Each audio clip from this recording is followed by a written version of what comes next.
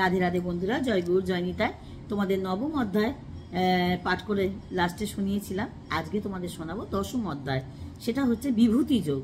দশম অধ্যায় গীতায় আছে বিভূতি যোগ। সেটা হচ্ছে ভগবান শ্রীকৃষ্ণ অর্জুনের সন্দেহ নাশের জন্য প্রকাশ্যভাবে অর্জুনকে তাহার নিজ পরিচয় প্রদান করিলে অর্জুনের মনের সংশয় একেবারে দূরীভূত হয় নাই। তিনি এতবৎকালে তাহাকে মনুষ্য বোধেই ভাবিয়া আসিয়াছেন। তিনি মনুষ্যগণের মধ্যে শ্রেষ্ঠ সন্দেহ নাই। কিন্তু যিনি প্রকৃতি ভগবান, তাহার নিকট হইতে মানুষ অলৌকিক শক্তির পরিচয় আশা করে, যাহাকে আমরা বিভূতি বলিয়া থাকি।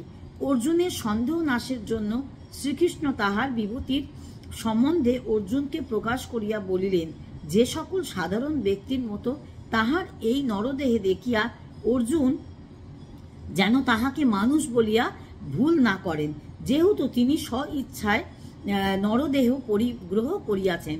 তিনি ঈশ্বর, অনাদি অনন্ত পরম পুরুষ।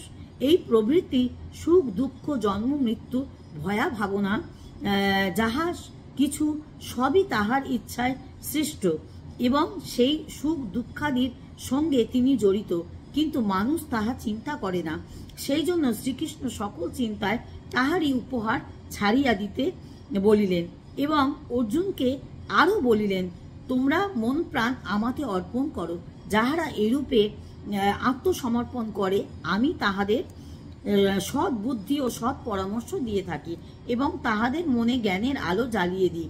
ইহাতে অর্জুন বলিলেন, হে কৃষ্ণ, তোমার কথায় আমার মহান্ধকার দূর হইয়াছে। তবে তোমার বিভূতির বিষয় জানিবার একান্ত বাসনা হইয়াছে। তখন ভগবান শ্রীকৃষ্ণ বলিলেন, হে অর্জুন, সকল জীবের মধ্যে যে আমার অমর আত্মা বিদ্যমান আছে, আমি তাহাই। আমাকে বেষ্টন করিয়া জীব জন্ম লয় ও জীবিত থাকে, পুনরায় মৃত্যুবরণ করে, কিন্তু আমি অবিনশ্বর। আদিত্যের মধ্যেই আমি বিষ্ণু,